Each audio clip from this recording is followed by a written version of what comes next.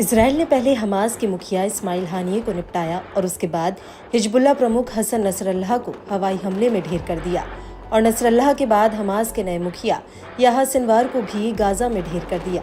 वहीं दूसरी तरफ बेरूत में नसरल्लाह का उत्तराधिकार हाशिम सैफुद्दीन भी मारा गया।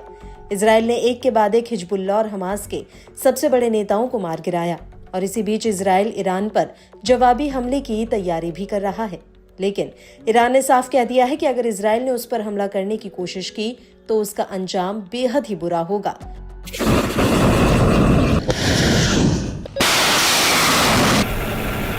और इसराइल पर किसी बड़े खतरे को देखते हुए अमेरिका ने भूमध्य सागर में अपने युद्धपोत पहले ही इसराइल की सुरक्षा में तैनात कर दिए हैं।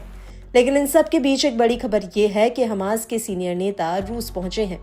दरअसल हमास के सीनियर नेता मूसा अबू मरजूक रूस की राजधानी मॉस्को पहुंचे, जहां पर उन्होंने रूस के कई बड़े अधिकारियों से बातचीत की।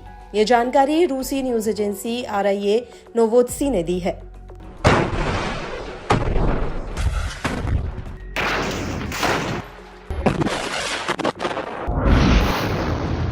दरअसल हमास के नेता किसी खास मकसद से पुतिन से मिलने गए हैं और वो मकसद गाजा से जुड़ा हुआ है। दरअसल हमास नेता मूसा अबू ने मॉस्को में रूस के कई बड़े अधिकारियों से मुलाकात की है और इस मीटिंग के दौरान उन्होंने पुतिन से गुजारिश की है कि वो फिलिस्तीनी राष्ट्रपति महमूद अब्बास पर इस बात का दबाव डालें कि वो गाजा में युद्ध के बाद एक यूनिट सरकार बनाए जो वेस्ट बैंक से लेकर गाजा पर शासन करे। इसको लेकर मूसा ने न्यूज एजेंसी से कहा कि हमने फिलिस्तीनी राष्ट्रीय एकता से जुड़े विषयों और एक यूनिटी सरकार बनाने पर चर्चा की जो युद्ध के बाद गाजा पर शासन करे।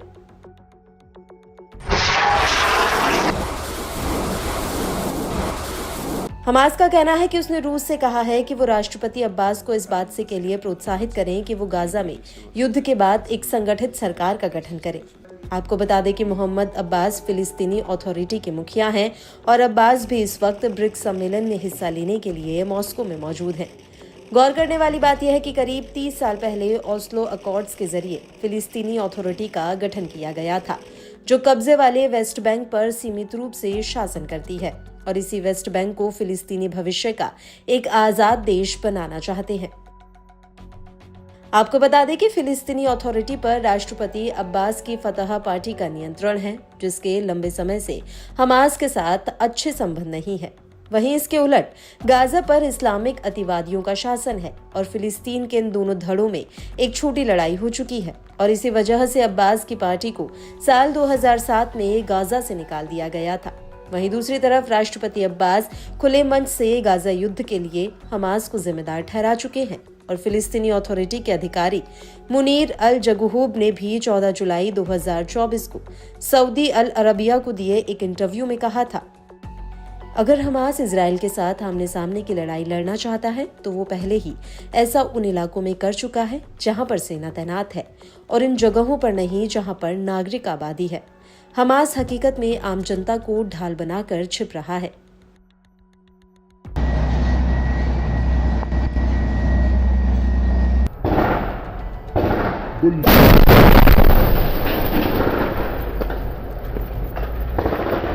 आपको बता दें कि मुनीर के इस बयान के बाद हमास आग बबूला हो गया था और हमास के प्रवक्ता जिहाद ताहा ने अब्बास की पार्टी से अल जागूहूब के बयान की निंदा करने की मांग की थी।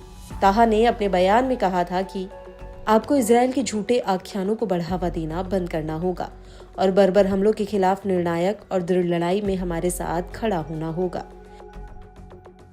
आपको बता दें कि हमास ने कई बार फिलिस्तीनी अथॉरिटी पर इजराइल का पक्ष लेने का आरोप लगाया है, लेकिन अब अचानक से हमास के सीनियर नेता मूसा अबू का पुतिन के पास जाकर अब्बास को गाजा में सरकार के गठने के लिए मनाना इतनी आसानी से गले नहीं उतरता। वहीं दूसरी तरफ इजराइल के प्रधानमंत्री बेंजामिन नेतन्याहू खुलकर कह चुके हैं कि वो नहीं चाहते कि अब्बास गाजा में दखल अंदाजी करे।